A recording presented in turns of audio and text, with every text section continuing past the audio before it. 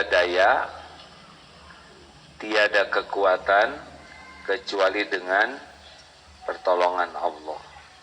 Apa hikmahnya? La haula wala quwwata illa billah. Satu. Sebentar. Maknanya la haula wala quwwata illa billah, kita ini semuanya tidak ada kemampuan untuk, kita tidak bisa menjauhi maksiat. Ini kata Ibnu Mas'ud, semoga Allah meridho kepadanya. Kita tidak bisa menjauhi maksiat kecuali dengan perlindungan Allah. Kita tidak bisa melakukan taat kecuali dengan pertolongan Allah. Jadi kalau kita merasa gimana nih, saya ini emosional, mudah marah, mudah tersinggung, mudah sakit hati, dan mudah berbuat dosa, kita harus perbanyak la haula wala quwata illa billah, karena kita bisa berhasil menjauhi maksiat itu kalau Allah melindungi kita. Susah tahajud, susah baca Quran, susah saum, la haula wala quwata illa billah, karena kita bisa taat juga dengan pertolongan Allah. Juga la haula wala quwata illa billah, tiada daya, kita tidak bisa memberi manfaat tanpa izin Allah, dan tidak ada yang bisa menimpakan mudarat kepada kita juga kecuali dengan izin Allah. Jadi kalau kita berharap dari makhluk, kita akan kecewa, karena makhluk tidak bisa memberi manfaat kecuali Allah yang menguatkan, dan juga tidak ada yang bisa melindungi kita dari kejahatan orang selain Allah. Mengerti hadirin? Jelas tidak nih? Jadi kalau dagang, orang itu beli itu dengan izin Allah. Kalau kita mau pergi, kita tidak tahu di mana mudarat akan menimpa. Makanya doanya adalah Bismillahi tawakkaltu alallahi la haula wala quwwata illa billah. Dengan menyebut nama Allah, saya bertawakal kepada Allah, tiada daya, tiada kekuatan kecuali dari Allah. Dikatakan kepada orang yang berdoa seperti ini, hudita wa kufita wa wukita, ditunjuki, dicukupi, dilindungi. Bayangkan tuh, kalau kita baca la haula wala quwata illa billah, mau keluar dari rumah, maka Allah akan memberikan petunjuk. Petunjuk apa? Segala hal. Petunjuk rezeki yang berkah di mana, petunjuk ilmu yang manfaat di mana, petunjuk ketemu dengan orang baik di mana. Pokoknya akan banyak petunjuk, milih sekolah untuk anak. Banyak yang tidak kita tahu, tapi Allah Maha tahu, dan Allah kuasa memberitahu kita. Ada yang baru pertama kali ke pengajian ini? Cung? Ada? Alhamdulillah. Boleh jadi Pak, Bapak keluar dari rumah, Bismillahi tawakkaltu ala Allah, la haula wala quwata illa billah. Ada yang ngajak, Pak, kita pengajian yuk di TSM, lumayan loh, ada si Agim. Ini nyebut lumayan.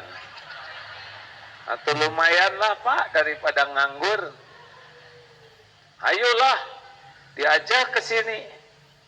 Siapa yang ngatur pertemuan itu? Mungkin Allah akan memberikan ilmu ini, sehingga terjadilah petunjuk itu. Wakufita, Allah cukupi. Allah tahu keperluan kita, lebih tahu dari kita sendiri. Yang penting tuh dicukupi keinginan atau keperluan. Jawab. Mana yang penting, tercukupi keperluan atau keinginan? Ya, kalau keinginan teh nggak jelas.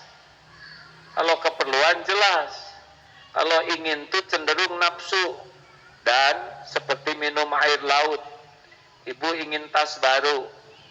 Kepikiran terus. Giliran udah beli. Berapa lama? Dilihatnya enggak lama, udah mikir tas lain lagi, ya kan?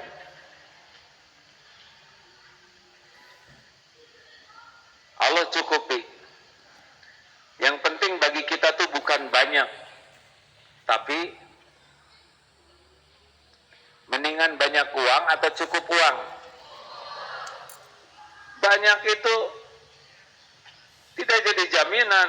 Ibu punya selop banyak, sepatu banyak, tapi tidak ada yang cukup. Hah? Masalah kan? Yang penting kan cukup hidup ini, bukan kaya. Makanya kalau ditanya mendingan jadi orang kaya, jadi orang yang cukup. Cukup. Perlu untuk makan? Cukup. Untuk sekolah? Memberi makan orang? Menyekolahkan anak orang? Perlu buat beli rumah? Apartemen? Mobil baru? Cukup yang penting, ya kan? Perlu buat ke Mekah? Bukan kaya kan? Perlu buat makan? Kaya. Perlu buat beli sepeda? Kaya. Sepeda lagi. Maaf sering keceletot hadirin. Sebab dari rumah ke sini naik sepeda. Olahraga, Bu. Perlu naik kuda. Kalau naik kuda ke kota, Bu, yang repot itu yang bagian tim penyapunya.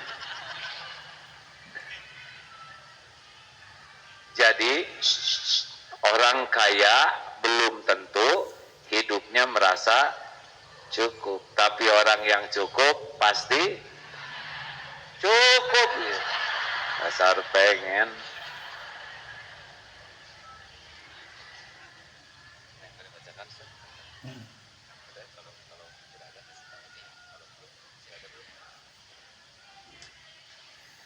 Hudita wa kufita wa wukita, dilindungi. Jadi kalau kita baca bismillahi tawakkaltu 'alallah la haula wala quwata illa billah, Allah tahu di mana copet, di mana maling, di mana begal, di mana orang yang akan merugikan kita, mana yang mau nipu. Tidak ada satupun yang tidak diketahui Allah. Semua copet Allah tahu.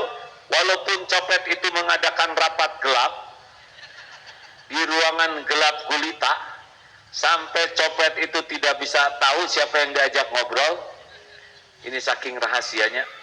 Dan mereka bicaranya juga pelan-pelan sampai tidak kedengeran sama yang diajak bicara. Allah tahu tidak? Pasti tahulah. Mana ada tempat tersembunyi dari Allah, kan? Langit bumi berikut segala isinya adalah ciptaan Allah, milik Allah. Tapi dia mengadakan rapat rahasia. Ada rahasia bagi Allah? Tidak ada. Kenapa Allah tahu?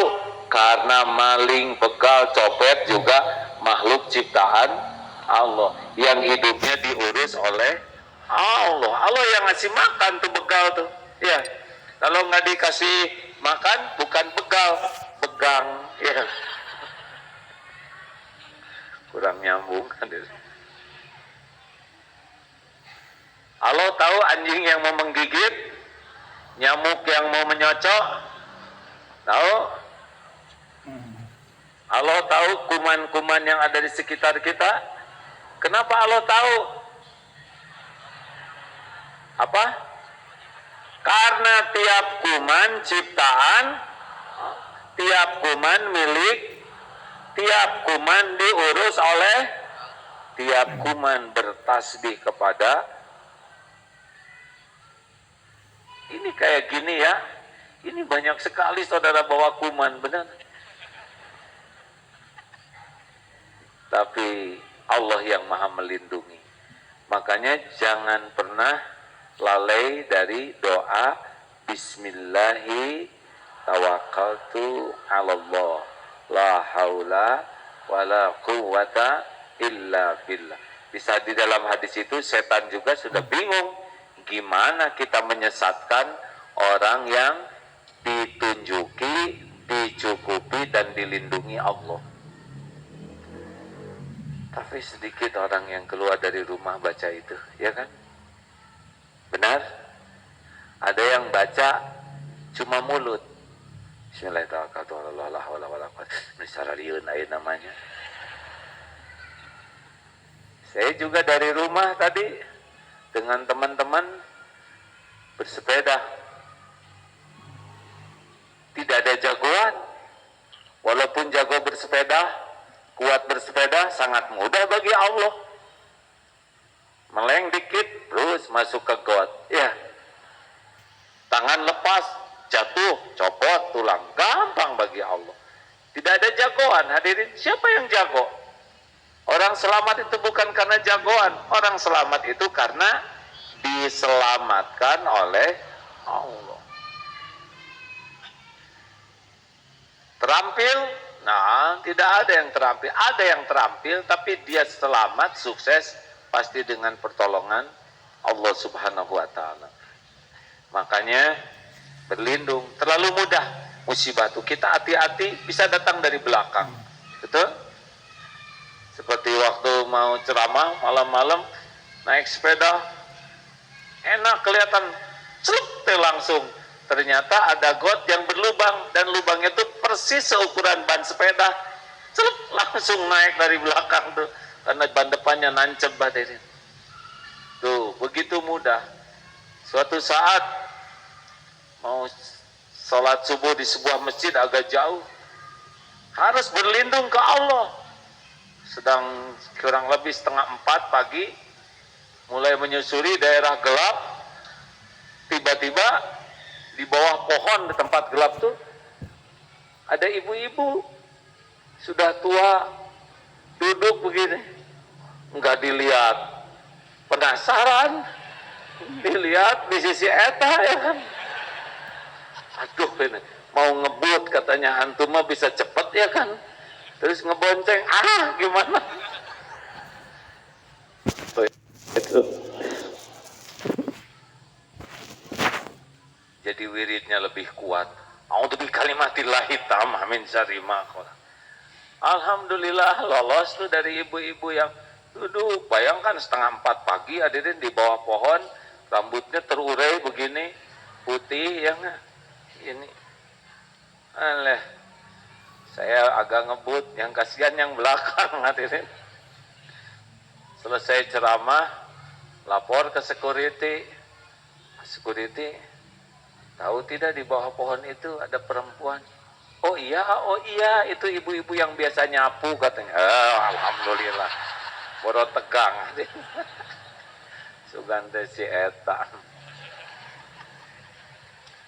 Saya juga mikir kenapa nggak mempan ini doanya, maka ya kunti pagi-pagi. Rupanya itu orang di sana yang sudah sepuh dan biasa nyapu tengah malam, Pak. Ayah wae.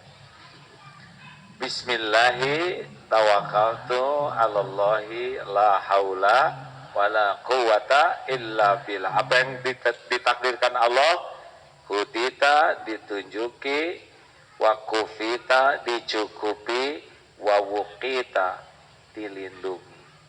Nah, jadi teruslah baca itu kalau kira-kira ingin ditunjuki, dicukupi, dan dilindungi.